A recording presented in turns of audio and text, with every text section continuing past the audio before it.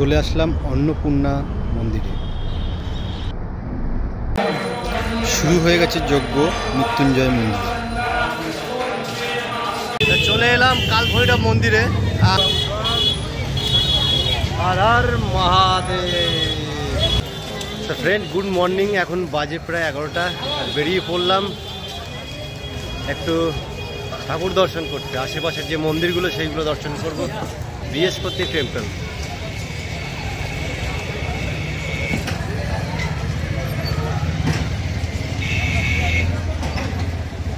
একদম মার্কেটের মধ্যে এটা বৃহস্পতি টেম্পল আছে। আর এবার যাব আউটসাইডের কিছু মন্দিরে, দেখা যাক। এই জায়গাটায় সবসময় এরকম ভিড়ই থাকে।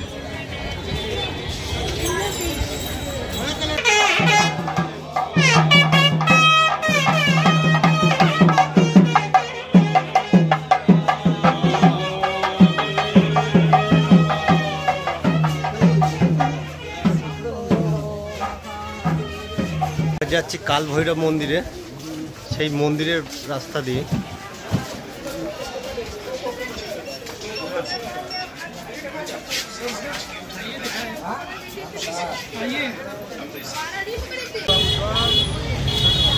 হর হর মহাদেব।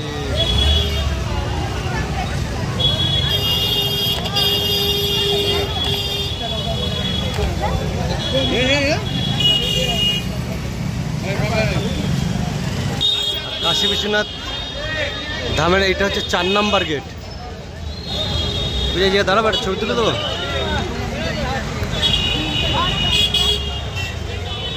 আর ওই যে 4 নম্বর গেট, ওর পাশেই ঠিক এই যে কাউন্টার, এখানেই হচ্ছে স্পর্শ করে যে দর্শন করে, তাই সেই টিকিটের কাউন্টার। ওই যে রেটটা ওখানে দেওয়া আছে। তাহলে কাটিং করবো কা।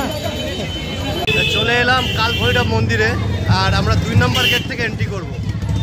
দেখা যাক। এই যে ভৈরব মন্দিরের 2 নম্বর গেটের দিকে, এটা দিয়ে এন্টার করব।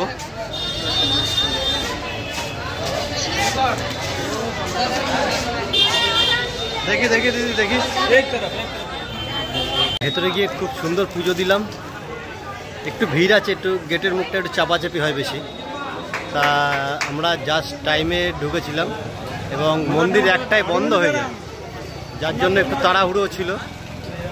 ভেতরে গিয়ে পুজো দিলাম, ওখান থেকে তার আগে একটা ডালা নিয়ে নিয়েছিলাম, দিয়ে পুজো দিয়ে এখন বার হলাম। ভৈরব বাবার দর্শন করলাম, খুব ভালো। কিন্তু ভেতরটা একটু চাপাচাপি বেশি হয়, সেই জন্য একটু টাইম নিয়ে আসবেন আগে থাকতে। এবার যাচ্ছি মৃত্যুঞ্জয় মন্দির।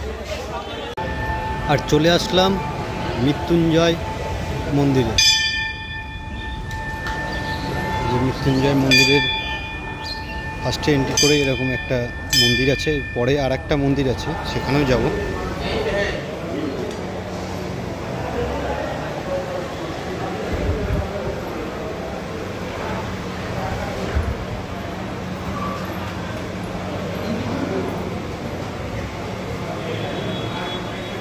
মহামৃত্যুঞ্জয়। আর এই যে মৃত্যুঞ্জয় মন্দিরে এখানে যজ্ঞ হয়। আপনাদের কোনো মানসিক কিংবা কিছু থাকলে এখানে যজ্ঞ করাতে পারেন।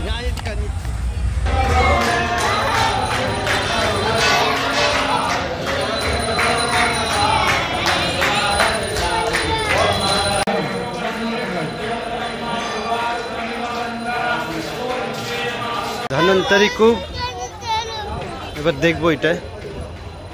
আর কূপের জল নেবো একটু।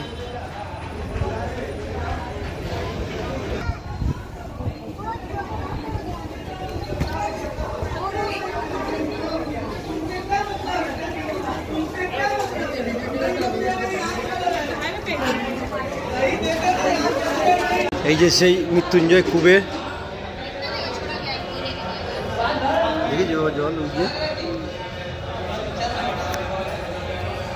আর এখানে একটু জল খেলাম এবং জলও ভরে নিলাম। আর এখানে সবচেয়ে এই যে প্রচুর যজ্ঞ হচ্ছে এখানে। এখানেও একটা মন্দির আছে এই সাইডে, প্রচুর মন্দির ভেতরে।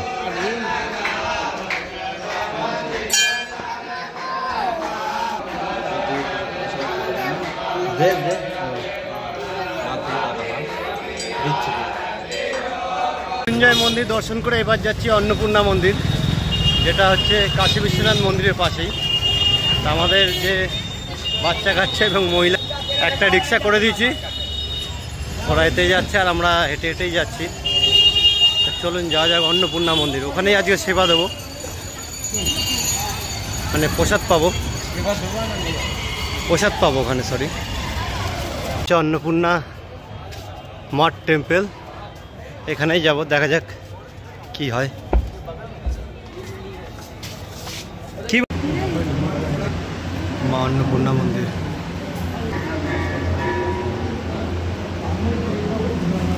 এই যে প্রস্তাব খেতে বসেছে আর আমিও বসলাম। এই যে মন্দির থেকে খাওয়া দাওয়া করে বেরিয়ে এলাম, এবার যাচ্ছি রুমের দিকে।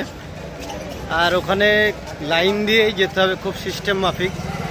আপনি কারোর জন্য জায়গাও রাখতে পারবেন না কোনো ভগবানের স্থানে, মানে লাইন ওয়াইজ দিয়ে যাচ্ছে, খালি হচ্ছে আর আপনাদেরকে দিচ্ছে।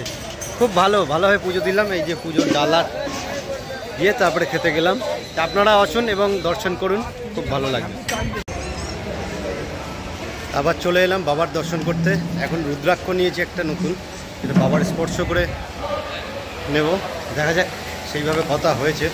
আর এই যে ফ্রি লকার এই মন্দির কমিটির, এখানে কিন্তু পুরো নিরাপদ রাখলাম। হর হর মহাদেব।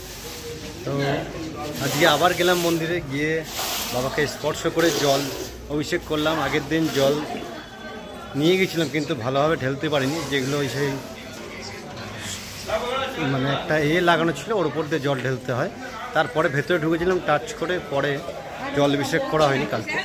আজকে জল অভিষেক করলাম এবং এটা 300 টাকা দিয়ে কিনে নিয়ে গেছিলাম। তো এটা বাবাকে ছুঁয়ে উৎসর্গ করে তারপরে এটা করলাম আজকে। তা এই জল অভিষেক এবং স্পর্শ করার জন্য আমার কোনো টাকা লাগেনি, যাই হোক চেনাশোনা একজন ছিল।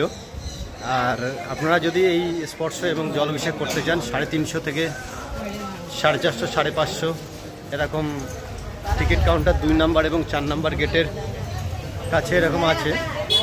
আর এই যে দুটো প্রসাদ নিয়ে নিলাম বাড়ির জন্য। খুব ভালোভাবে দর্শন করলাম পরপর 2 দিন, খুব ভালো লাগলো যে কাশী বিশ্বনাথে এসে এত সুন্দরভাবে দর্শন করব, স্বপ্নেও ভাবিনি। হর হর মহাদেব। খুব ভালো লাগছে মনটা এবার। তাই ভিডিওটি যদি ভালো লাগে অবশ্যই একটা লাইক করবেন এবং কমেন্ট করে জানাবেন আপনাদের কেমন লাগলো। আর প্লিজ সাবস্ক্রাইব করতে ভুলবেন না আমার এই চ্যানেলকে। আর এই যে আমাদের রুমের কাছাকাছি চলে এসেছি, এই পাশেই রুম নেওয়া। রুম হচ্ছে ভৈরব লজ।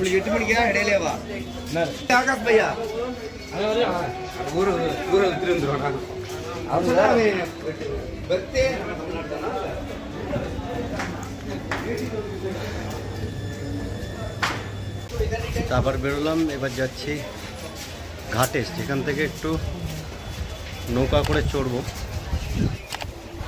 দেখা যাক কত করে কি ভাড়া নেয়।